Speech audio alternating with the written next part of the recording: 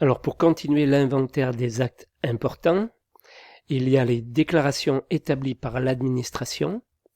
Elles permettent de justifier de certaines dispositions, telles que le permis de construire, la déclaration d'achèvement des travaux, le certificat de conformité, le certificat du consuel, entre autres. Autre document, compte rendu de chantier, c'est un acte important, pièces comptables, procès-verbaux d'essai, procès-verbaux de réception, état des lieux, quittance de loyer, attestation d'assurance. Tout ça sont des actes importants. Alors maintenant, les documents à conserver, les actes authentiques à conserver, ils sont conservés par le notaire qui peut en délivrer une copie, en particulier en cas de perte, d'où la nécessité de conserver le nom du notaire. Il vaut mieux, hein? Acte sous seing privé. Si l'acte crée des obligations réciproques, elles sont des synallagmatiques, il doit être rédigé en autant d'exemplaires originaux qu'il y a de parties ayant un intérêt distinct au contrat, signé par chacune des parties contractantes. Si l'acte est unilatéral, c'est un engagement d'une personne envers une autre personne, la personne qui contracte doit écrire de sa main la somme ou la quantité sur laquelle elle s'engage en toutes lettres, suivie de sa signature. C'est ça les actes sous seing privé. Il y a également les contrats administratifs à conserver. Il s'agit par exemple du marché public de travaux. Ils sont souvent adressés en un seul original. La personne publique en délivre des copies conformes. Les lettres sont des documents à conserver. La lettre fait la preuve de faits relatés contre son rédacteur, mais aussi contre le correspondant qui l'a reçu et ne lui a pas apporté contradiction par la même voie. La lettre recommandée avec accusé de réception fait la preuve de son envoi et de sa réception, mais pas de son contenu.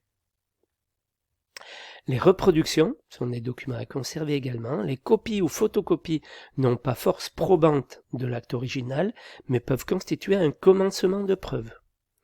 Aujourd'hui, l'archivage peut se réaliser sur des supports dématérialisés, donc tous les supports informatiques que vous connaissez, les CD-ROM, DVD-ROM, les disques durs, clés USB, entre autres, qui se substituent aux documents papier originaux. Les conditions de validité des écrits électroniques sont fixées par des articles du Code civil.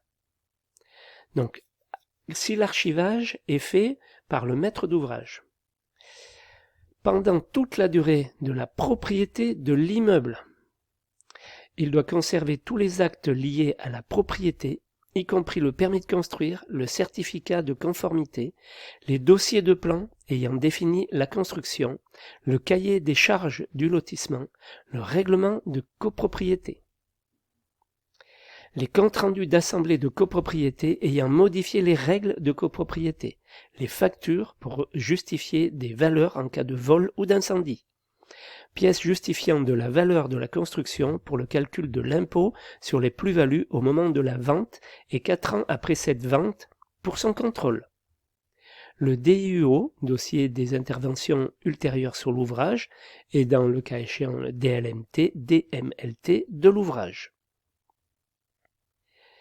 Pendant 10 ans après la réception des travaux, le maître d'ouvrage doit conserver la police d'assurance dommage-ouvrage, l'attestation d'assurance décennale des constructeurs, maîtres d'œuvre, entrepreneurs, sous-traitants en droit privé, contrôleurs techniques, toutes les pièces permettant d'instruire une action en garantie décennale, compte-rendu, procès-verbal d'essai, lettres, procès-verbal de réception, journal de chantier, calendrier, photo de chantier, entre autres, factures correspondant à des investissements pour justifier de l'impôt correspondant.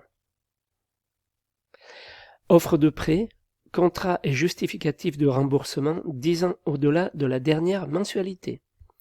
Contrat des constructeurs, entrepreneurs, architectes, attestation de responsabilité civile liée à ces contrats, pièces constitutives des marchés. Pendant 5 ans à compter de la signature du marché des travaux, le maître d'ouvrage conserve les données relatives à la procédure de passation, pièces comptables des marchés, facture électricité, gaz et téléphone, au-delà de la fin d'une location, bail, quittance de loyer, reçu du dépôt de garantie.